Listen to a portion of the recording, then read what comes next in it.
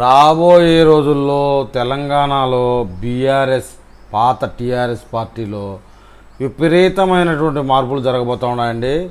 దానికి సూచనగా హరీష్ రావుని ఇన్స్టాగ్రామ్లో అన్ఫాలో చేసిన కేటీఆర్ దాని కారణంగా ఆలోచన చేస్తే ఇది నిజమనే చెప్పాలి. ఇటీవల జీ న్యూస్ ఇంటర్వ్యూలో ఆంధ్రప్రదేశ్ ఎన్డీఏ ప్రభుత్వంపై హరీష్ రావు గురించిన ప్రశంసలు కూడా ఒక కారణమనే చెప్పాలి.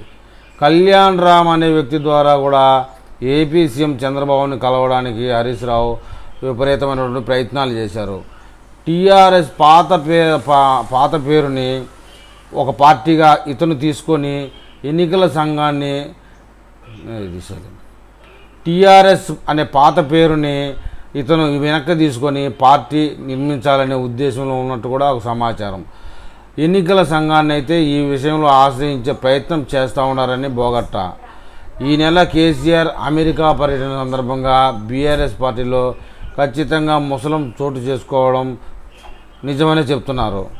విషయం ఏంటంటే హరీష్ రావు సీనియర్ నేత, అటు తెలుగుదేశం పార్టీ అధికారంలో ఉన్నప్పటి నుంచి కేసీఆర్ని గురువుగాను అటు చంద్రబాబు నాయుడు శిష్యుడిగాను మెలిగినటువంటి వ్యక్తి రాబోయే రోజుల్లో తెలంగాణలో జరగబోయే మార్పును అట్టే గమనించినట్టుగా అర్థమవుతూ ఉంది.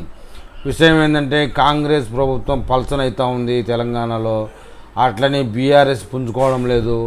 భారతీయ జనతా పార్టీ కూడా ఎక్కడ వేసిన గొంగడే అక్కడే అన్నట్టుంది. అందువల్ల అర్థమైంది ఏంటంటే ఆంధ్రప్రదేశ్లో బలంగా ఉన్నటువంటి కూటమి ప్రభుత్వం పవన్ కళ్యాణ్, చంద్రబాబు నాయుడు బీజేపీతో కలిసి హరీష్ రావు కూడా కూటమిగా ఏర్పడి తెలంగాణలో ఒక గొప్ప లీడర్ వ్యవస్థ సృష్టించాలని ఉన్నట్టుగా తెలుస్తూ ఉంది. ఈ విషయం అయితే రాజకీయ విశ్లేషకులు ఎవరు ఇది అబద్ధం కాదు నిజమే అని చెప్పగలుగుతున్నారు. విషయం ఏంటంటే రాబోయే రోజుల్లో చంద్రబాబు నాయుడు గారు కానీ తెలంగాణలో ఫోకస్ పెడితే ఖచ్చితంగా కూటమి ప్రభుత్వం ప్రభుత్వం అని చెప్పాలి. ఈ విషయమే మరి తెలంగాణ ప్రజలు ఏమని కామెంట్ చేస్తారో చూద్దాం.